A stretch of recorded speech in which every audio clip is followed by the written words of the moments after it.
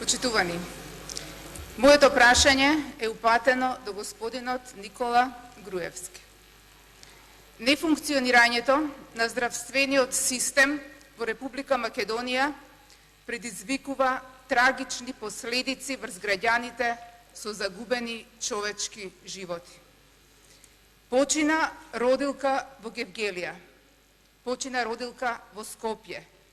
Пред 2 месеци почина родилка во Тетово, новороденче во Велес. Згаснаа млади животи на малата Тамара, Ана Марија. Нема ниту одговори, ниту одговорност. Несоодветното и нестручното водење на здравствениот систем за жал го одзема најскапиот данок – човечкиот живот. Нема доволен број лекарски кадар, нема соодветни здравствени услуги. Граѓаните се повеќе плаќаат, а се помалку добиваат здравствени услуги. Гинекологијата е една од најзагрозените гранки, каде што недостатокот од гинеколози е огромен, а условите за работа во болниците се катастрофални и несоодветни. Само 128 гинеколози има во јавното здравство низ цела Македонија, од кои околу 80 се во Скопје. Импликациите од таквата состојба се голема смртност на новородени, на доенчиња, бремени жени и родилки. Бројките се поразителни. Македонија, според Евростат, е на врвот на листата со починати новородени. Во 2013 година во Македонија починале дури 229 доенчиња. Примерот со згаснатите животи на родилката и нејзиниот плод во Гевгелија, како и неколкуте деца за кои животот требаше допрва да започне, го вперува прстот на одговорноста во врвот на здравството.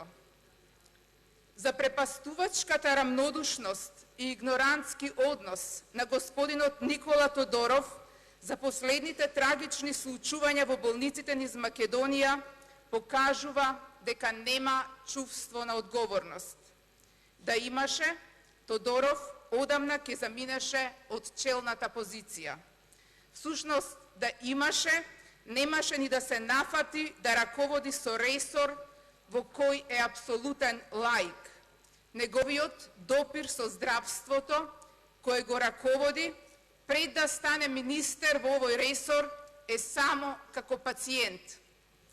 Ги подценивте и пониживте сите лекари во ВМРО ДПМНЕ, кога им ставивте правник за министер, лаик за здравство, но експерт за тендери.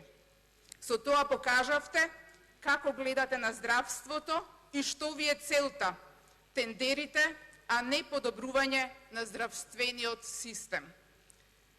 Ако Тодоров не го разбира здравството, како правник треба да знае дека има и законска основа за негова одговорност. Во болницата во Гевгелија постои гинекологија и оддел за педиатрија, без да има вработено специјалист-гинеколог и педијатар. Заменски се носат доктори од други градови. Според член 17 од Законот за здравствена заштита, токму Министерството за здравство е надлежно за поставувањето на мрежата на сите 3 нивоа на здравствена заштита. Според член 138 и 140, министерот е одговорен за распишување и доделување на специјализации во секоја гранка и тој ги одредува здравствените установи каде што ќе се спроведува специјализација. Значи, лична одговорност на министерот е доколку таа мрежа не е оперативна или е непополнета, односно ако нема специјалисти, онаму каде што има специјалистички оддели. Доколку нема специјалисти, одредено одделение не смее да работи токму од овие причини што се покажаат трагични со примерите во Гевгелија. Затоа, господине Груевски, знам дека милувате да шетате со микрофон, обкружен со камери низ Македонија и наводно со телефонски повик да решавате проблеми на граѓаните. Денеска ви давам шанса да решите проблем кој ги тишти сите граѓани на Република Македонија, а тоа е нефункционалниот здравствен систем во Република Македонија. На овој лист е напишано барање до ова собрание за разрешување на господинот Никола Тодоров од министер за здравство. Како подносител е напишано вашето име. Само со еден подпис на ова барање можете да го решите проблемот со кој што секојдневно се соочуваат сите македонски граѓани, а тоа е водење на лоша политика во здравството. Моето прашање до господинот Никола Груевски е: дали со тоа што досега не сте побарале оставка од Никола Тодоров или на ова собрание не сте му предложиле да го разреши, покажувате дека тој е само извршител на вашите погрешни политики кои создадоа хаос во здравството. И уште колку човечки животи треба да згаснат за Македонија да добие компетентен министер за здравство. Господине Груевски, листот ви го оставам.